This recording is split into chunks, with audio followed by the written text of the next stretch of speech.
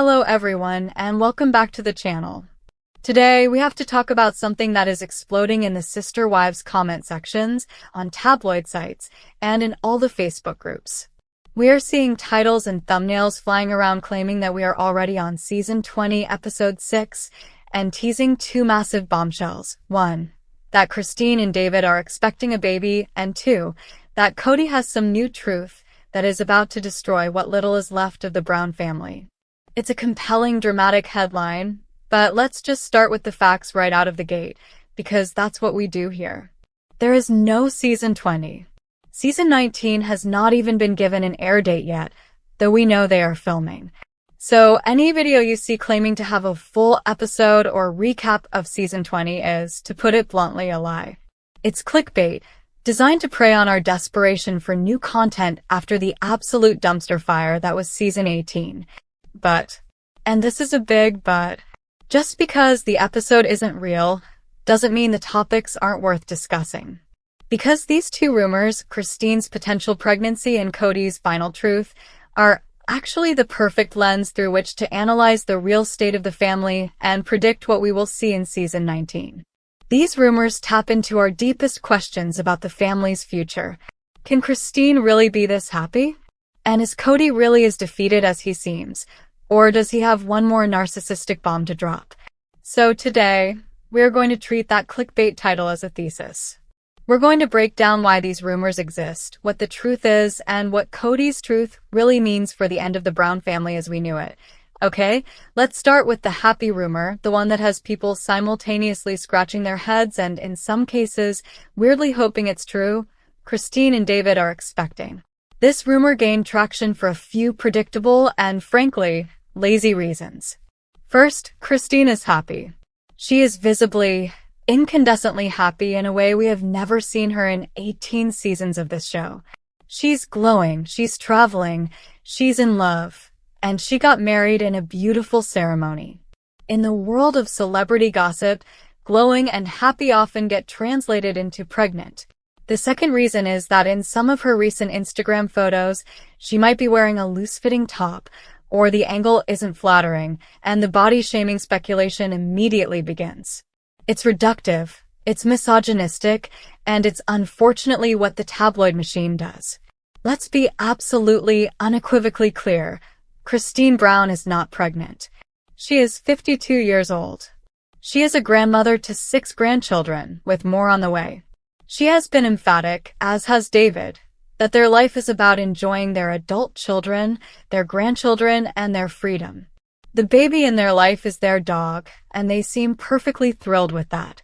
But what's more interesting to me is why this rumor is so persistent. I think it taps into this narrative that Kody always pushed, that a woman's value, and a family's value, is tied to procreation. Kody's entire identity was built on multiplying. For Christine to leave him, find a true partner, and not have a baby, it seems like an incomplete story to some. But the reality is the opposite. Christine's story is complete because she doesn't need another child to validate her new relationship. Her new life with David isn't a replacement for the family she had with Kody. It's an evolution past it. She is entering her fun grandma era, her traveling wife era, her finally get to be the center of my own universe era. The insistence on a miracle baby rumor actually undermines the real miracle, which is that a woman in her 50s escaped a 4-decade-long dysfunctional relationship and found genuine, stable, and adoring love. That's the story. The baby rumor is just a cheap knockoff of the real miracle. The real expectation for Christine and David isn't a baby. It's a life of peace. It's more seasons of cooking with just Christine. It's seeing her travel to England, which she just did. It's seeing her show up for Janelle's kids as the bonus mom she's always been. Her womb is irrelevant. Her happiness is everything.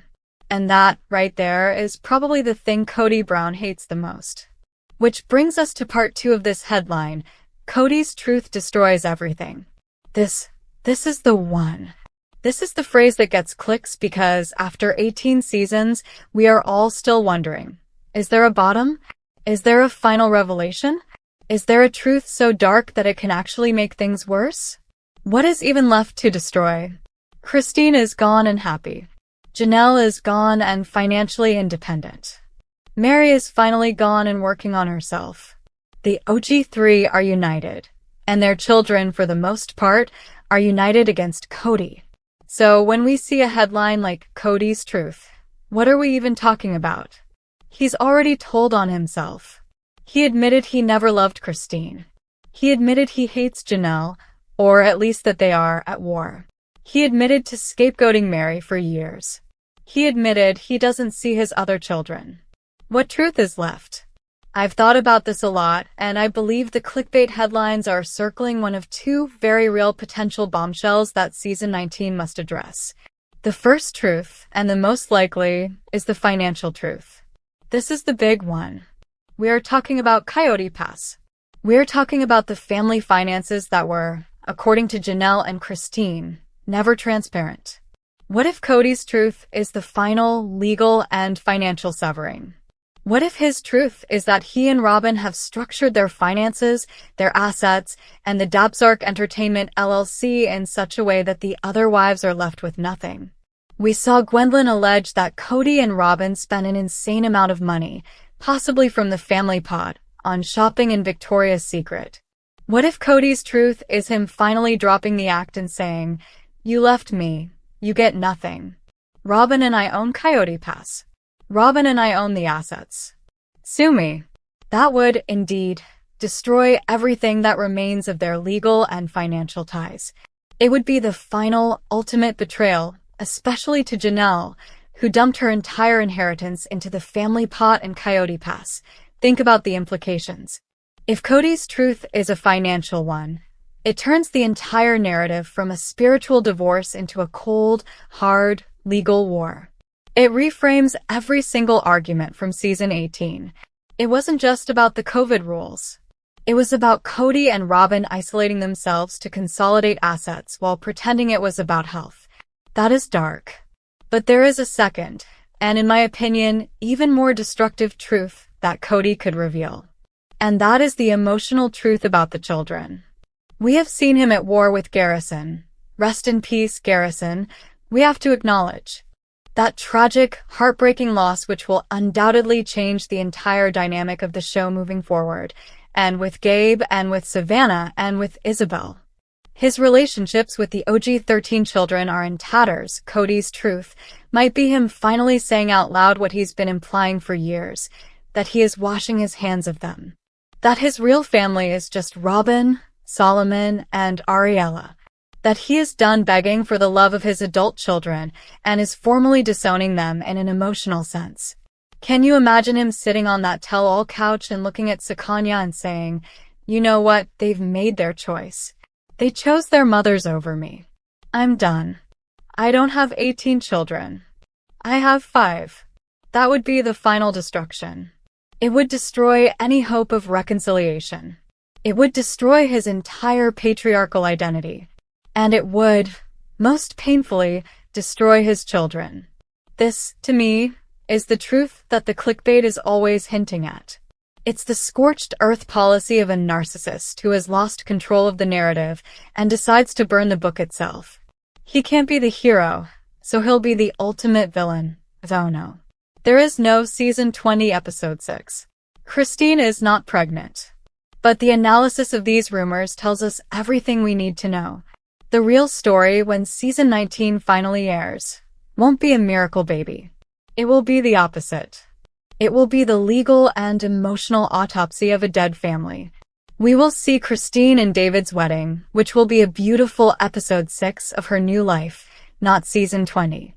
We will see Janelle continuing to build her independent life, focusing on her kids, and dealing with the immense grief of losing Garrison. We will see Meri, for the first time, completely untethered from the family, dating, traveling, and figuring out who she is without Kody. And as for Kody and Robyn, that's where Kody's truth will live. We will see them in their multi-million-dollar home as a monogamous couple, stewing in their isolation. And the truth that destroys everything won't be a single sentence. It will be the visual truth of their reality. The everything that's destroyed is their life. Kody didn't just lose 3 wives. He lost his identity. He lost his children. He lost his kingdom. And the truth is that he is the king of nothing, sitting on a throne of debt and resentment, next to a loyal wife who is finally realizing that she won the booby prize. That is the truth. And that will be the story of season 19. Okay? So let's look at the hard numbers that have been reported from the property records. The land was bought in 2018 for $820,000. It just sold in April of 2025 for $1.5 million. That is a $680,000 profit. Now you might be thinking, great. They all get a cut and can finally move on. You would be wrong. This is the Brown family, remember? The split is the real bombshell. From that $1.5 million, Kody and Robyn received $750,000. To be clear, that is one household, one family unit. The other $750,000 was then split between Meri and Janelle, who each received approximately $375,000. Let that sink in. The family of Kody and Robyn received double the payout of the individual OG wives. And where, you might ask, was Christine? Oh, that's the kicker. To get her freedom and buy her house in Utah, she sold her share of the property back to Kody and Robyn for $10. She paid them to leave. She knew it was a lost cause, and she was right. This financial split is the truth we were talking about. It is the final, undeniable proof that this was never one family. It was Kody and Robyn's kingdom, and everyone else was just a serf. Janelle, who we all watched live in an RV on that land, who poured her inheritance into that land to get it paid off, walked away with $375,000. Kody and Robyn, who live in $1 million house and who never once broke ground on their lot, walked away with double that. This isn't just an unequal split. It is, in my opinion, a spiritual and financial fleecing. Janelle and Meri were in a partnership with Kody, but Kody was in a corporation with Robyn. And that is not an exaggeration. We need to talk about the smoking gun. We need to talk about Dabsark. While we were all watching the show, wondering why the family finances were so murky, Kody and Robyn were making moves. Years ago, they quietly dissolved the original Kody Brown Family Entertainment LLC and created a new corporation. That corporation is called Dabsark Entertainment LLC. This was the how. This was the legal mechanism for the betrayal. You want to know what Dabsark stands for? Dayton, Aurora, Brianna, Solomon, Ariella, Robyn, and Kody. Do you see whose names are not in that acronym? Janelle, Meri, Christine, Liam, Logan, Hunter, Garrison, Gabe, Savannah, Payton, Aspen, Michael T, Isabel, Gwendolyn. Truly, this LLC is the most blatant FU in the history of the show. While Janelle was literally bookkeeping for the family pot, Kody and Robyn created a separate legal entity that included only their children. This, right here, is why the Coyote Pass money was never going to be split fairly. Kody had legally and financially walled himself off with Robyn. The family pot was a myth. It was a checking account for the OG wives to deposit into, and Dabsark was the savings account for Kody and Robyn to withdraw from. This is the financial truth that destroyed everything. It proves that every argument about COVID, every fight about respect, every tearful confession, it was all window dressing for a cold, hard, financial consolidation. They were building a monogamous dynasty while preaching a polygamist gospel, but here is the final bizarre twist in this whole saga. Just as the ink is drying on the sail, and just as we're all ready to confirm Kody as the ultimate financial villain, a new truth is emerging from the most recent episodes. And it's not what you'd expect. According to reports, Kody Brown is taking accountability. I'm serious. In recent confessionals, he has apparently admitted to his failures as a leader. He's reportedly said that he is the one who failed the family, that he spent 3 years being angry about it, and that he is the reason his marriages to Christine, Janelle, and Meri fell apart. This is a stunning development. Is it a genuine moment of clarity? Is it a narcissistic woe as me pivot now that he's lost everything and secured the bag? Or is it a new narrative he's building for whatever comes after Sister Wives? And to make it even weirder, Reports also surfaced that he and Robyn briefly discussed bringing in a new wife. A woman apparently reached out, and Robyn admitted she actually considered it for a split second because she still misses the idea of the sister-wife community before Kody shot it down, saying he's done with polygamy because of his past failures. So let's piece this together. Kody's truth was financial. He secured the money, cut the OG3 loose, and now he's on an apology tour admitting he failed. All while his only remaining wife is so lonely she's still contemplating the very system that just imploded. You could not write this stuff. The destruction is complete, and now the truth is that Kody is just a monogamist who failed, and Robyn is the lonely queen of a kingdom of one. So, that clickbait title we analyzed? It was more real than we knew. Season 20, Episode 6 did feature the Coyote Pass offer. Christine and David expecting was a red herring, but the real expecting was Kody and Robyn contemplating a new wife. And Kody's truth destroys everything. It did. It was the Dabsark LLC. It was the 750/375/375 split. It was the final financial destruction of the one family myth. We have our answers. The land is sold. The money is divided.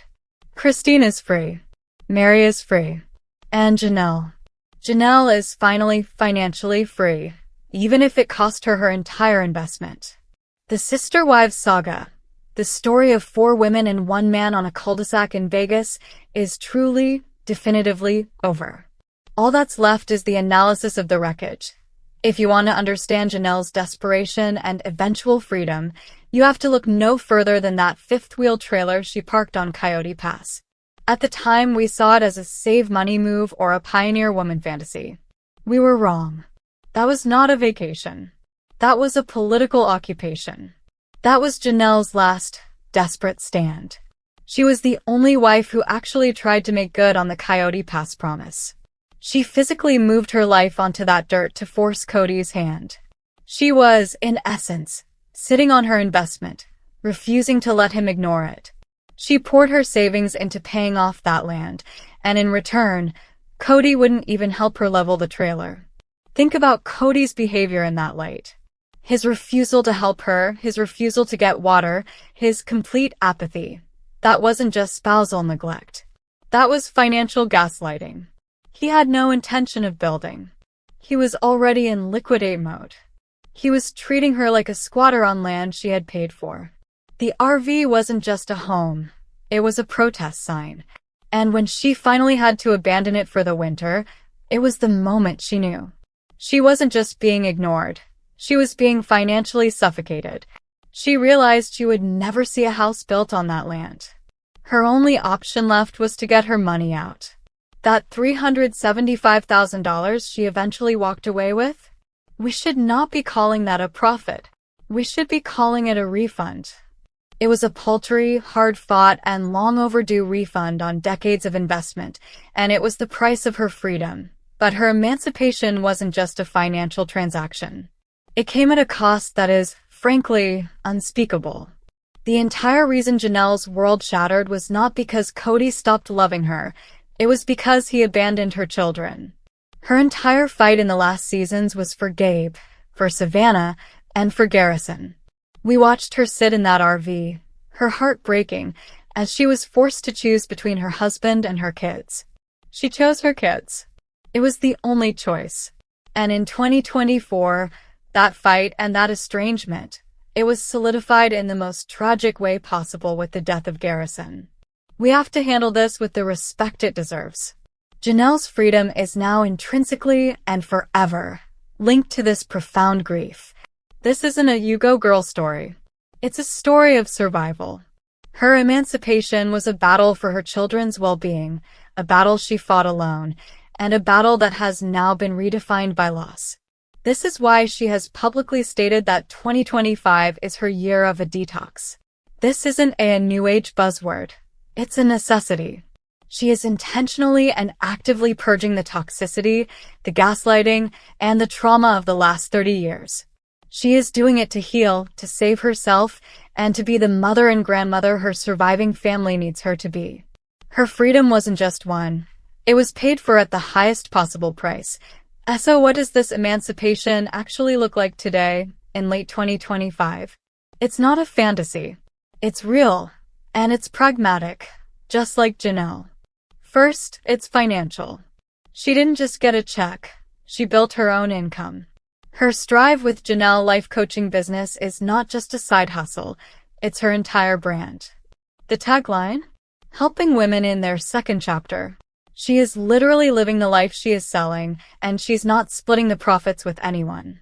She also has Tata Farms with her daughter Maddie. She is building her own Dabsark, a real family business with her real family. Second, it's physical. This is the most symbolic part. Janelle is currently building her own home in North Carolina. She is not in a rental. She is not in a trailer. She is not on someone else's land. She is pouring her own money into her own foundation, near her real support system, Maddie and her grandchildren. After 30 years of fighting for a patch of someone else's dirt, she is finally building a home that is 100%, unequivocally hers.